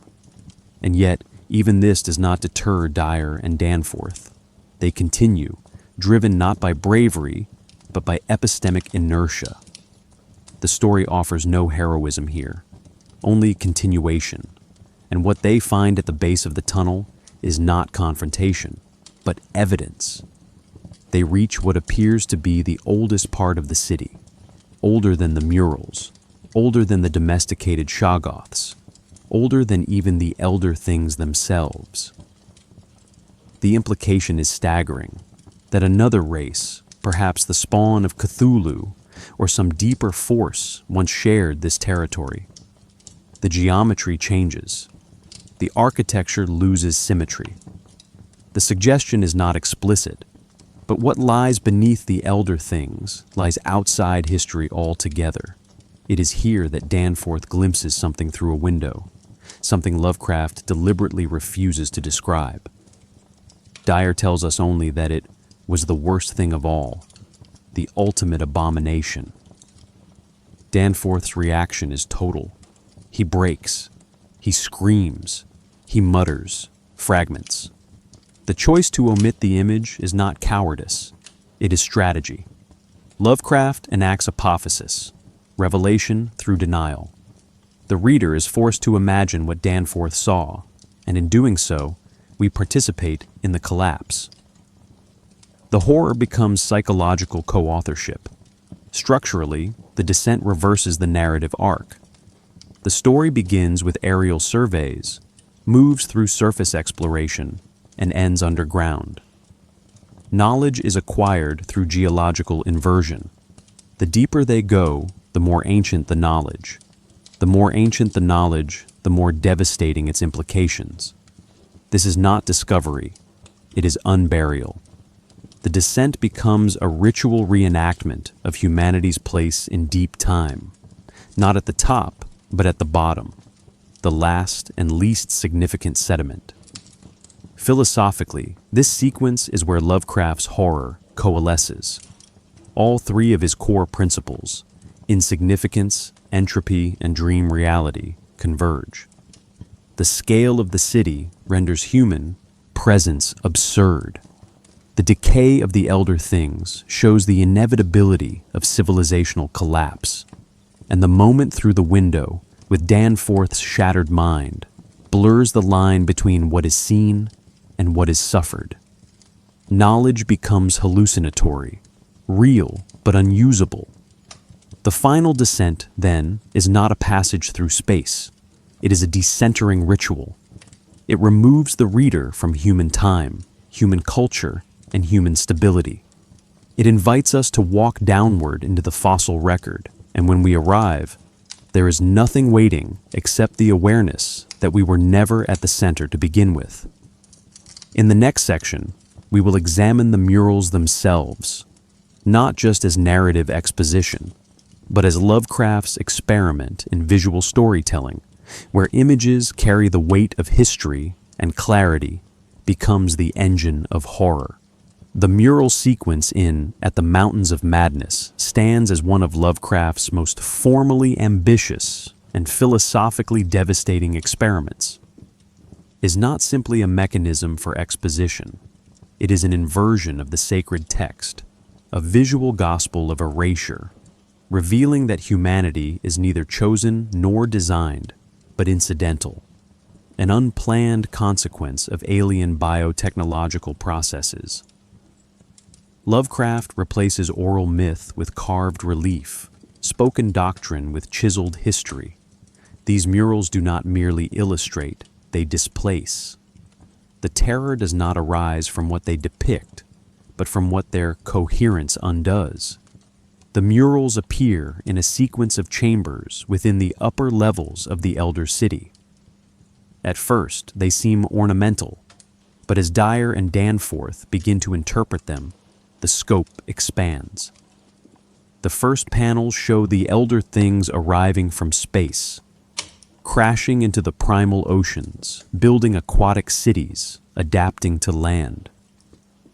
Later murals depict the creation of servant life forms, the rise of biological experimentation, the wars with Cthulhu's spawn and the Great Race, and the eventual loss of technological and social cohesion. Dyer reads this imagery with increasing fluency. He reconstructs the city's timeline not through imagination, but through archaeological literacy. And that is where the horror begins, not in invention, but in translation. Consider the narrative efficiency of this device. Lovecraft could have used recovered documents or alien transmissions. Instead, he chooses murals, visual, silent, and layered. This choice carries symbolic resonance. Unlike text, murals suggest endurance. They are the medium of ancient temples, of frozen epics, of civilizations that knew they would be forgotten. Lovecraft, ever aware of deep time, uses these images to bridge aeons. The elder things do not speak to Dyer. They carved their legacy in stone, not for humanity, but for each other. That humans can interpret them is incidental and devastating. The content of the murals erodes anthropocentric mythology. Humans are not mentioned. Our biosphere is a byproduct of elder thing experimentation. Life as we know it, vertebrates, mammals, sentience, was not planned, but emerged from leaky containment protocols, so to speak. The murals do not condemn us. They do not even recognize us. And that absence is Lovecraft's most cutting philosophical move. We were not excluded, we were simply beneath notice. This is the horror of historical non-existence. The structure of the mural narrative mimics the rise and fall of classical epic: origin, expansion, conflict, decline. But unlike mythic cycles that suggest renewal, this arc ends in entropy. The final panels show the Elder Things retreating from surface cities, ceding ground to Shoggoths, and losing control over the systems they built. The once regimented society collapses into localized, fragmented survival. Lovecraft does not dramatize this with battles or rebellion. He shows it in the slow decay of symbolic order: disintegrated glyphs, deteriorated spatial arrangements, missing figures. Civilization here does not crash, it fades. This visual language becomes Lovecraft's anti-religion, where sacred art gestures toward divinity, transcendence, or moral instruction. These murals reveal cosmic indifference. There is no eschatology, no final judgment, no prophecy of salvation. Only sequence, cause and effect. The story told is not meant to be interpreted, it is simply true. And that truth, when understood, is corrosive. Lovecraft reinforces this idea by embedding the murals within a silent city. There are no surviving Elder Things to contextualize the images, no annotation. The images are encountered as pure semiotics, symbols devoid of living reference. This forces the reader, and Dyer, to do what scholars of ancient languages do: interpolate, guess, project. And with each act of interpretation, the psychological pressure increases. Because each interpretation moves humanity further away from centrality and closer to irrelevance. Perhaps the most unsettling detail is that Dyer understands the murals too well. There is no mention of struggle, no agonizing over meaning. His reading is smooth, confident, logical, and that smoothness is the trap, because it implies compatibility. The human mind, in this one instance, is able to digest an alien history, and in doing so, it collapses under the implications. The murals are a cognitive payload. They deliver information the human world cannot hold. Lovecraft enhances this with a rhetorical maneuver: the historical sublime. The scale of what the murals describe, hundreds of millions of years, interstellar origin, biological creationism without purpose, produces awe but not wonder. It produces awe as diminishment. The reader feels small, not sacred. The murals do not elevate, they bury. Philosophically, this is where Lovecraft's concept of epistemic collapse becomes concrete. The murals do not lie, they reveal. But what they reveal does not fit the frameworks of theology, humanism, or teleological science. Dyer cannot deny what he sees. He cannot unknow it, but he also cannot integrate it into a human worldview. This is forbidden knowledge not because it is hidden, but because it is unalignable. Structurally, this mural sequence is also a rehearsal for the final descent. It prepares the reader for the idea that revelation is not deliverance, it is displacement. The deeper they go, the clearer the past becomes, and the clearer the past becomes, the less the present holds. To conclude, the mural revelation is the pivot point of At the Mountains of Madness. It transforms the narrative from discovery to undoing. It provides no monster, no god, no climax, only information. But that information functions as a philosophical weapon, hollowing out certainty and leaving silence in its place. In the next section, we will examine how this technique influenced later writers, particularly Lovecraft's collaborators and successors, who attempted to expand the mythos while grappling with the same fundamental problem. How do you build upon a universe where knowing more is always the deepest horror? At the Mountains of Madness was never intended as a closed system. though Lovecraft himself resisted the idea of a unified mythos, referring dismissively to Yog-Sothothery in his correspondence. His intricate layering of names, entities, and deep-time cosmology created a fertile environment for collaborative expansion. Writers like August Derleth, Clark Ashton Smith, Robert Bloch, Ramsey Campbell, and others did not merely continue Lovecraft's stories, they transformed them. Yet in doing so, they often altered the very philosophical core that makes mountains so unsettling. This section explores how Lovecraft's collaborators extended the mythos and how those expansions both illuminated and, in some cases, diluted the epistemic terror that defines the original. The most influential posthumous architect of the Cthulhu mythos was August Derleth. As co-founder of Arkham House, Derleth preserved and popularized Lovecraft's work, but he also imposed a moral structure that Lovecraft never intended. Derleth reclassified the entities of the mythos into elemental categories: earth, air, fire, water, and positioned them within a Manichaean framework of good versus evil.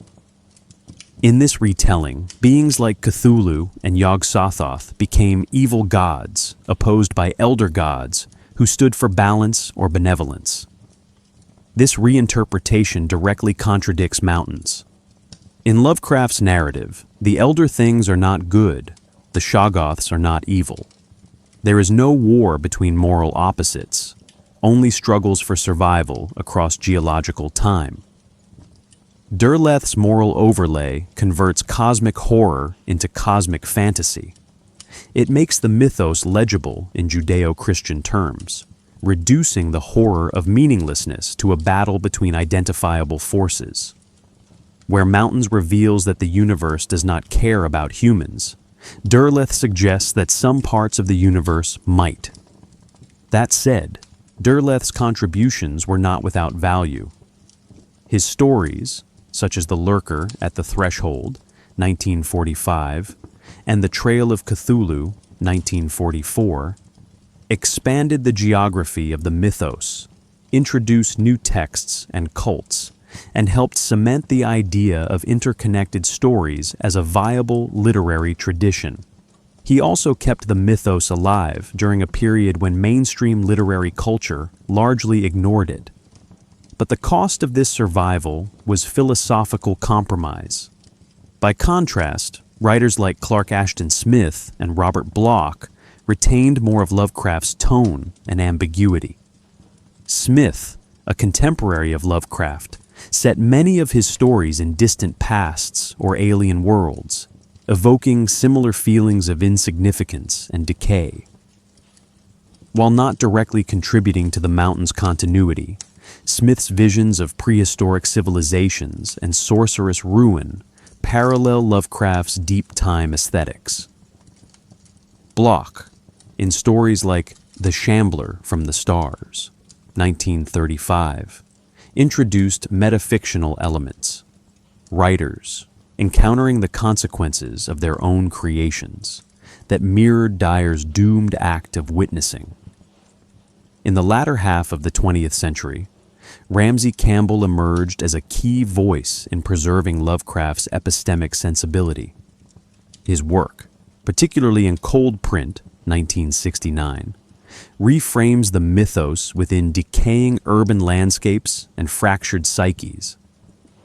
Campbell's horror is often linguistic and perceptual, mirroring the final moments of Danforth's breakdown in Mountains.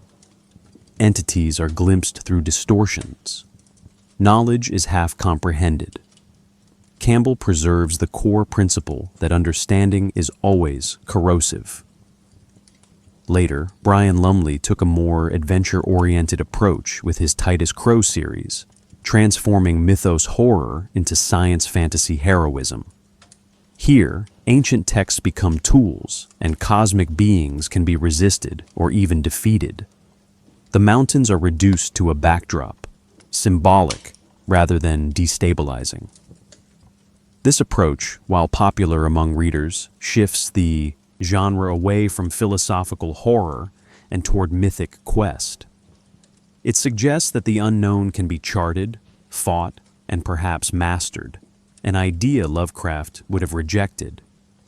Still, not all expansions depart from Lovecraft's foundation. The influence of mountains echoes through John W. Campbell's Who Goes There, 1938, and its cinematic adaptation, The Thing, 1982, where an Antarctic setting, buried alien horror, and themes of identity dissolution mirror Lovecraft's structure, almost point for point. Similarly, Caitlin R. Kiernan's fiction often draws directly from mountains, reintroducing geological dread and epistemic destabilization in a modern register. Her stories are not continuations, they are reverberations. In recent years, Alan Moore's Providence, 2015 to 2017, has taken Lovecraft's mythos, and mountains in particular, as source material for a comprehensive deconstruction. Moore repositions the murals, the descent, and even the Shoggoths as part of a cultural and linguistic system designed to unwrite reality. His work does not continue Lovecraft. It analyzes him, treating his fiction as a dangerous epistemology. Through these expansions, At the Mountains of Madness has become both a narrative and an ideological test. Writers can either amplify its core insight, that knowledge corrodes identity and meaning, or they can soften it with hope, conflict, and structure. The former deepens horror, the latter re-domesticates it. To conclude, Mountains is not just a story, it is a philosophical engine. Its collaborative legacy shows what happens when that engine is rewired for different purposes. Some works preserve its hum, an unsettling resonance of deep time and cognitive collapse. Others, intentionally or not, muffle it. Yet even now, Lovecraft's carved city remains, buried beneath layers of interpretation, its murals still legible to those willing to descend far enough. We will examine how the story's cultural afterlife moved, beyond literature, into hoaxes, film, games, music, and psychology, where its deepest themes continue to mutate, reappear, and destabilize long after the original tale ended. In the decades since, At the Mountains of Madness was written, its core revelation that something unimaginably ancient lies beneath the Antarctic ice has bled into more than just fiction. It has become a persistent undercurrent in modern urban legend, pseudoscience, and fringe conspiracy culture. From YouTube documentaries to Reddit threads, the idea that ancient ruins, or something worse, lies frozen at the bottom of the world has found a strangely durable life. What began as cosmic horror fiction has transformed into a cultural template for explaining the unexplainable, a mythos ready to be mapped onto satellite images, declassified documents, and viral speculation. One of the most notable intersections between Lovecraft's fiction and modern myth-making is the persistent claim that Nazi expeditions to Antarctica uncovered alien technologies or ancient ruins. Rooted in distorted accounts of Operation High Jump, a real U.S. Navy operation conducted in 1946 to 47, the myth suggests that the Nazis either discovered or established a base in the Antarctic interior. Fringe theorists often invoke Lovecraft's Elder City architecture to explain anomalous satellite photographs that appear to show hexagonal structures, artificial ridges, or symmetrical formations beneath the snow. The evidence is usually pixelated, misinterpreted ice formations, or deliberate digital artifacts. But the interpretive instinct is real. We fill the void with legacy. Similar myths have emerged from the phenomenon of Google Earth anomalies. Online communities have dissected satellite imagery of Antarctica, pointing to supposed cave entrances, vast trench-like scars, and melted features that resemble ziggurats or pyramids. While these structures are most likely natural formations, nunataks, glacial, erosion, or simple pareidolia, they become charged when viewed through the lens of mountains. The story provides a narrative grammar for making sense of what otherwise appears meaningless. The ruins Lovecraft described are imagined into existence because the architecture of the mythos is now part of our interpretive toolkit. There are also more personal mythologies. Accounts appear on paranormal forums and long-running threads claiming to come from former research station staff, satellite analysts, or engineers in classified programs. These narratives often reference strange seismic activity, missing personnel, unexplained signal interference, or the discovery of unfossilized biological tissue deep beneath the ice. The details vary wildly, but the shape of the story rarely does. Something was found, it was ancient, and it was not meant for us. The echo of Lovecraft's closing warning, I could not help feeling that they were evil things. Mountains of madness is often paraphrased directly. Perhaps most striking is the recurring idea found in both fringe science and speculative fiction that Antarctica conceals a hollow region or entrance to a vast subglacial world. Here, Lovecraft's imagined geography, the tunnels beneath the Elder City, the black unknown, deeper still, becomes a mythic architecture onto which everything from alien civilizations to biblical Nephilim are projected. Documentaries on platforms like Gaia TV or Ancient Aliens casually reference at the Mountains of Madness without attribution, treating its fictional constructs as if they were part of a suppressed academic record. The lines blur not through deception, but through cultural absorption. Lovecraft's invention has become folklore. Why does this persist? Partly because Antarctica is one of the last places on Earth that remains visually inaccessible. Its scale, remoteness, and harshness resist casual exploration. The continent functions as a blank canvas, a modern mythic frontier. The same quality that inspired Lovecraft, a land that preserves geological time, now fuels 21st century speculation. In an era saturated with surveillance and data, Antarctica remains off-camera, its interior guarded by international treaties, its deep strata invisible to the public eye. That opacity breeds projection. Psychologically, this ties into a deeper human pattern, the compulsion to locate origin stories in hidden places. Whether it's Eden, Atlantis, Hyperborea, or the Elder City, myth often roots beginnings in spaces that are real yet unreachable. The idea that truth lies beneath the surface, beneath ice, beneath oceans, beneath consciousness, is both ancient and persistent. Lovecraft's murals literalize this tendency. Knowledge buried in stone, awaiting accidental rediscovery. The real-world myths that mirror his fiction function the same way. They promise revelation, but only to those who dig deeper.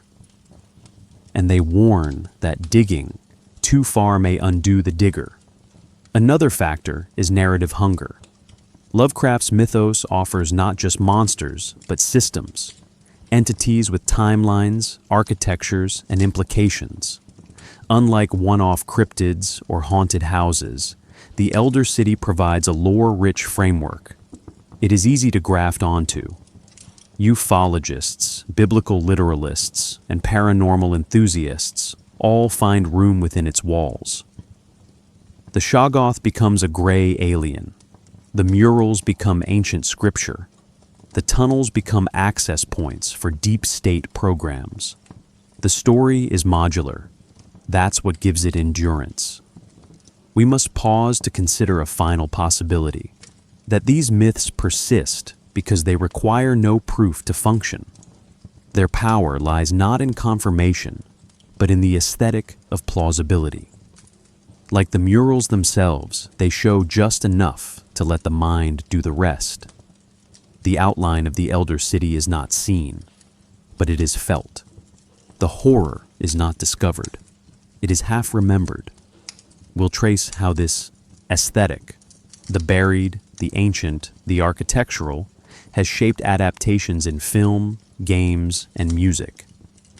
We'll explore how creators across media continue to mine the visual and structural tropes of mountains to evoke dread not just of what lies beneath, but of what lies before us in the fossil record of the cosmos. Despite its richness, At the Mountains of Madness has never been formally adapted into a major motion picture. Yet its architectural DNA permeates modern horror media. The novella's themes, pre-human civilizations, buried revelations, cognitive erosion, have been transplanted into film, games, and music in ways both overt and subterranean. These adaptations do not always cite Lovecraft directly, but they operate within his design. His visual language, cyclopean architecture, descending tunnels, malformed biology, is now part of horror's shared aesthetic grammar. Nowhere is this influence more vividly realized than in John Carpenter's The Thing, 1982. Though, based on John W. Campbell Jr.'s Who Goes There?, The Thing is widely regarded as Mountain's cinematic twin. Set in Antarctica, it features an isolated research team that uncovers a frozen alien organism capable of mimicking life. The creature is Shogothic in form, amorphous, adaptive, and fundamentally unknowable. Carpenter even uses similar structural cues: the vast silence of the landscape, the claustrophobic interior spaces, the slow psychological unraveling. The revelation does not come through confrontation, but through autopsy and inference, mirroring Dyer's mural reading. Horror emerges from comprehension, not spectacle. In film, Lovecraft's influence is also evident in Prometheus, 2012, Ridley Scott's philosophical prequel to Alien. The crew discovers an ancient, long-dead civilization in a sterile, geometrically perfect environment. The engineer's biological experimentation recalls the elder thing's creation of life on Earth. Even the visual tone, cold, whites, sweeping stone interiors, fossilized violence, feels directly inherited. Though Prometheus offers a more spiritual interpretation, its structure is Lovecraftian in frame. Awe becomes dread. Discovery becomes regret. The most infamous unmade adaptation of Mountains belongs to Guillermo del Toro, who pursued the project for over a decade. His proposed version, co-written with Matthew Robbins, would have preserved the novella's ending, the Shoggoth's menace, and the ultimate indifference of the alien city. But the project was repeatedly rejected by studios, most notably after the release of Prometheus, which was deemed too similar. Del Toro's vision was too bleak, too unresolved, too faithful, and that is precisely why it was too dangerous for Hollywood. The horror of Mountains does not climax, it dissolves. In Del Toro's words, the reason the story is so scary is because it doesn't end in resolution. It ends in perspective. In games, Lovecraft's Antarctic, myth has been adapted more freely. Call of Cthulhu, Dark Corners of the Earth, 2005, includes subtextual references to the elder things and the aesthetic of decaying knowledge. More directly, Conarium, 2017, a surreal first-person horror game, places the player in the role of a researcher who awakens in a derelict Antarctic base after contact with forbidden knowledge. The architecture, the audio design, and the dream logic all replicate Mountains. There is no antagonist in the conventional sense, only psychological architecture that collapses as the truth is unveiled. A more abstract but equally potent adaptation appears in Bloodborne, 2015, a game that fuses cosmic horror with action mechanics. While not set in Antarctica, its environments, cathedrals, subterranean labyrinths, and alien dreamscapes draw heavily from mountains' symbolic logic. Entities akin to Shoggoths appear as celestial emissaries. Ancient murals cover chamber walls, and the game's progression involves the player acquiring forbidden insight, a literal stat, until reality begins to unravel. Here, knowledge is a mechanic of horror. The more you know, the more real the horror becomes. In music, Lovecraft's Antarctic vision echoes across ambient, drone, and doom metal genres.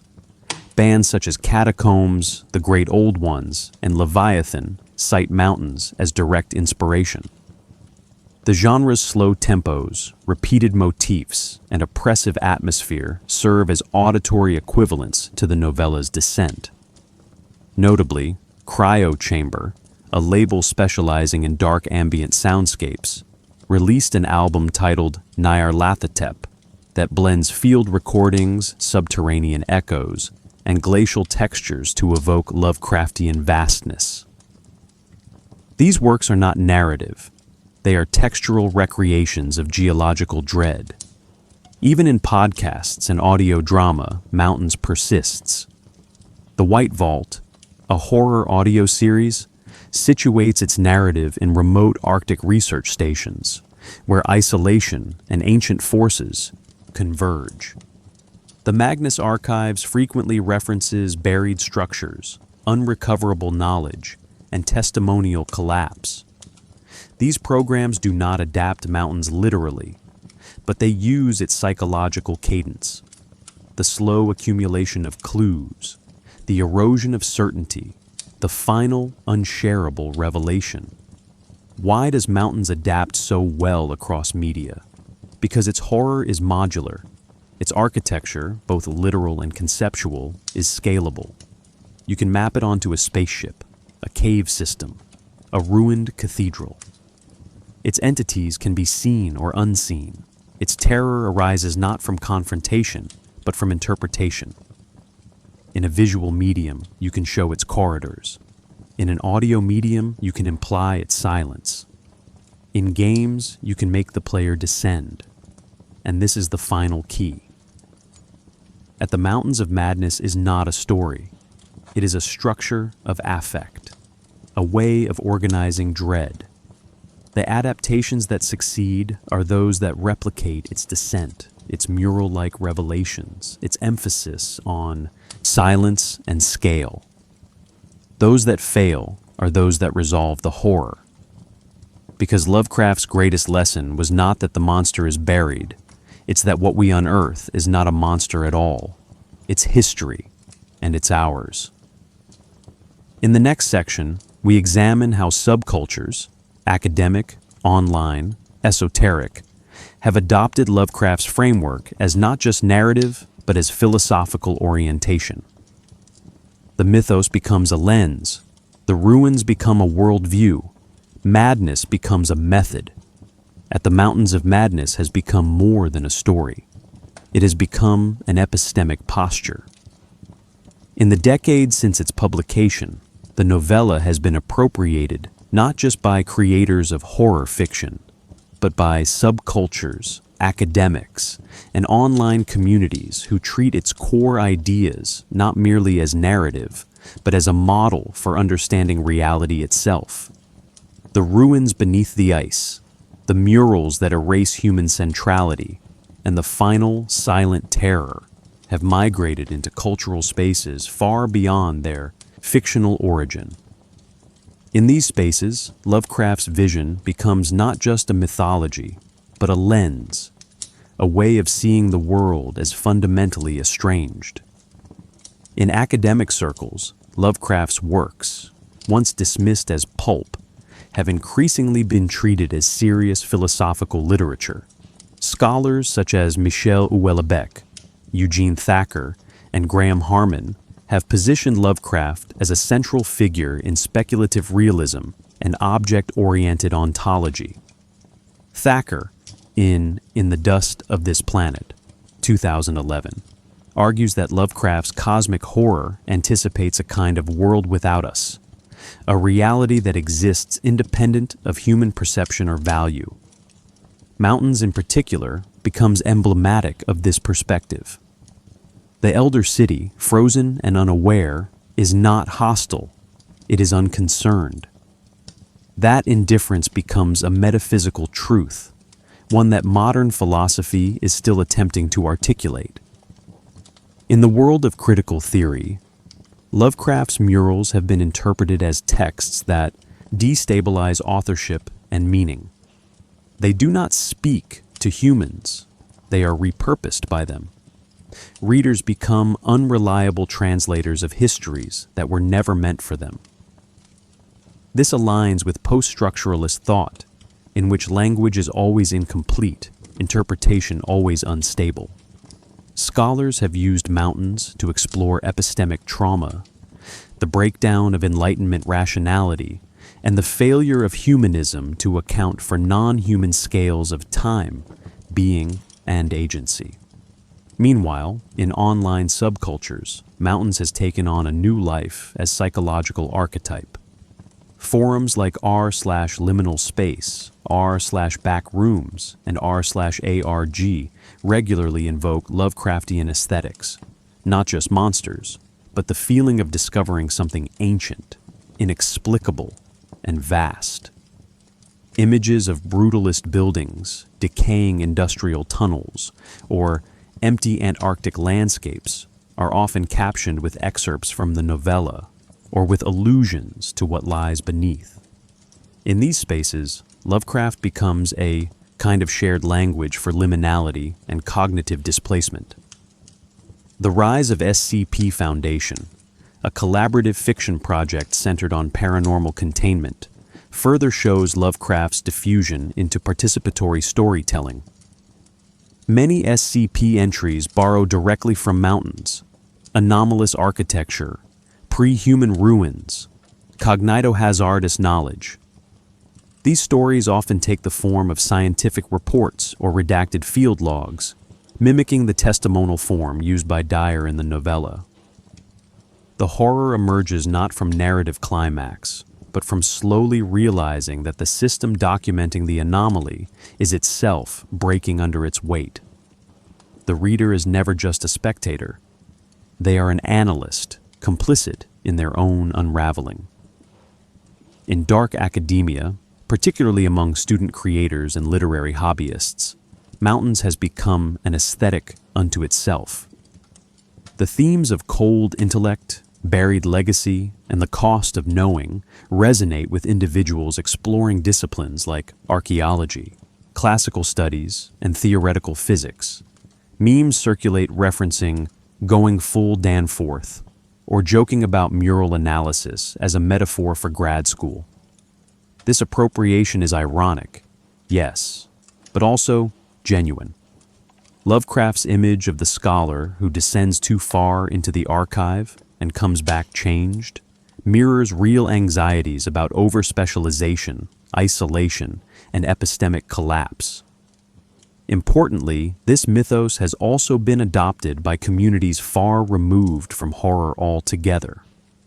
In AI alignment discussions, Lovecraftian metaphors appear regularly. The Shoggoth, in particular, has become shorthand for the opaque behavior of large language models. A popular meme within technical circles depicts the AI as a friendly smiley face masking a writhing Shoggoth beneath, a creature that functions, but whose internal workings are unreadable. The metaphor holds because Lovecraft anticipated the terror not of malevolent agency, but of indifferent complexity. The Shoggoth doesn't hate you. It simply doesn't care what you are. That is its horror, and the fear behind many contemporary technical debates. We must also acknowledge the spiritual and esoteric appropriations. While Lovecraft was a materialist, Certain occult communities have adopted his pantheon into ritual systems. Texts like the Simon Necronomicon or the Typhonian Trilogy use mountains as a cosmological myth. The idea of beings frozen outside time, whose knowledge can be accessed but not survived.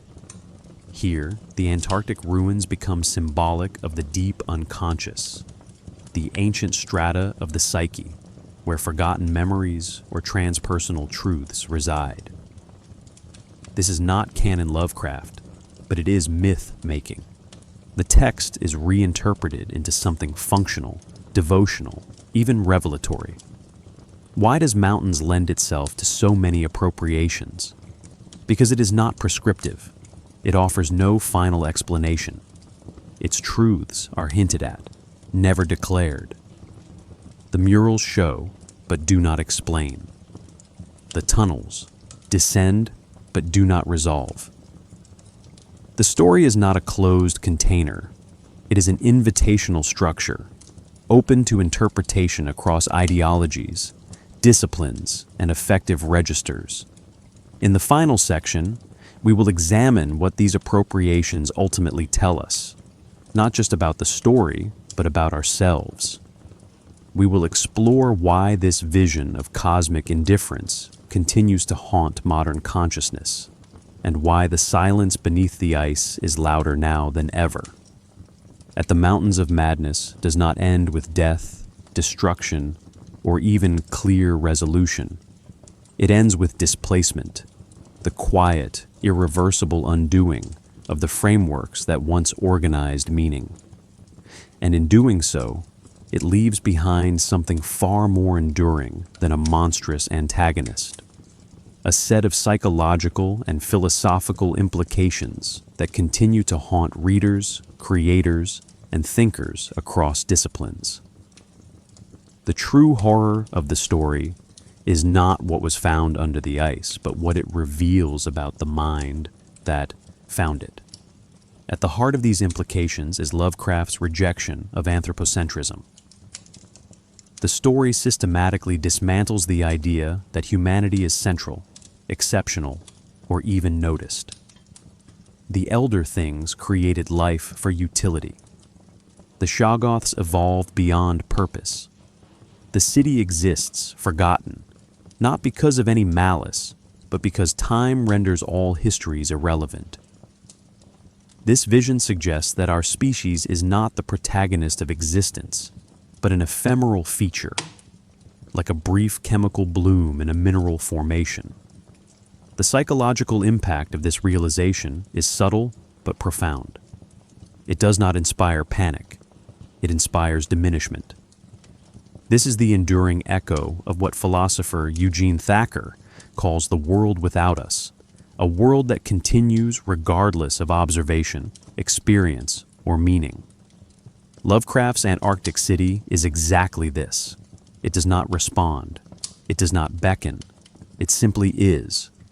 Dyer's testimony is not a warning of attack. It is a confession of irrelevance.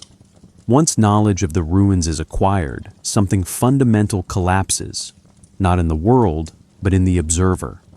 The fear is not extinction. The fear is that nothing will change when we are gone. The novella also articulates a deeper unease about the mind's limitations. Throughout the story, madness functions not as a dramatic breakdown, but as an inevitable byproduct of understanding. Danforth's collapse does not come from violence. It comes from clarity. He sees too much. He correlates too many facts. And in that moment, he becomes non-functional. This reframes madness as not a failure, but a response to cognitive overload. In modern terms, it resembles a form of epistemic trauma, a state where one's model of the world no longer supports continued self-coherence. Lovecraft does not dramatize this with theatrical excess. He lets it linger. Danforth mutters fragments. Dyer omits details.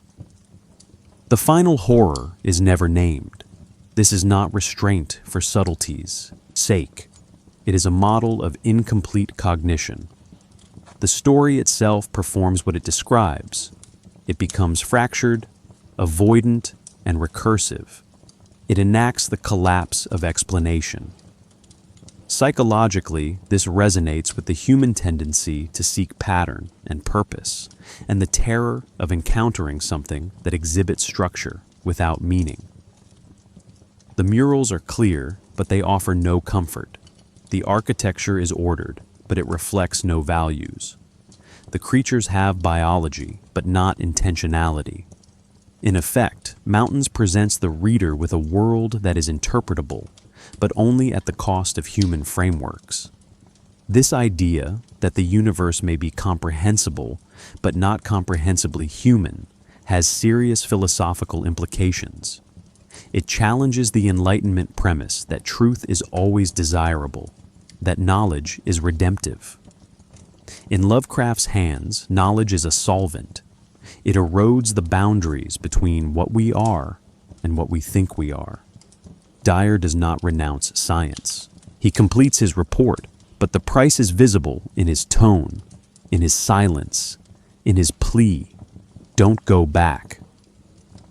This dovetails with contemporary concerns in epistemology and AI, where rapid knowledge accumulation begins to outpace human interpretive capacity. Scholars now speak of epistemic opacity, systems whose operations cannot be fully understood even by their creators. Lovecraft anticipates this dread in the Shoggoths, entities that function, adapt, and survive, but whose nature defies containment. In a modern context, the Shoggoth becomes not just a monster, but a metaphor for emergent complexity, systems that exceed the scale of their originator's understanding. More subtly, Mountains also critiques historical continuity. The ruins are preserved, the murals survive, but their meaning is detached from context. Interpretation becomes an act of projection. In this way, Lovecraft anticipates the postmodern critique of narrative authority. Dyer reads the murals, but who is to say his reading is correct? The horror lies not just in what is revealed, but in not knowing whether it has been understood properly. We are always already misreading, always already repurposing. The city remains silent, and we call that silence meaning. What makes these implications endure is their quiet finality. Lovecraft does not offer solutions. There is no heroism, no enlightenment, no transcendence. There is only the slow recognition that some truths cannot be integrated, not because they are too strange, but because they render our interpretive systems obsolete. The murals do not lie. The ruins are real, and their truth is not for us. The final psychological function of At the Mountains of Madness is not terror. It is disquiet, a lasting state of unresolve. Readers emerge not screaming, but thinking, not horrified by monsters, but by alignment, by how well the alien past fits into the cracks of our present ignorance. We look at the world a little differently. The mountains, after all, are still there. The ice is still thick, and beneath it, the city still waits, not asleep, not watching, simply not needing us at all.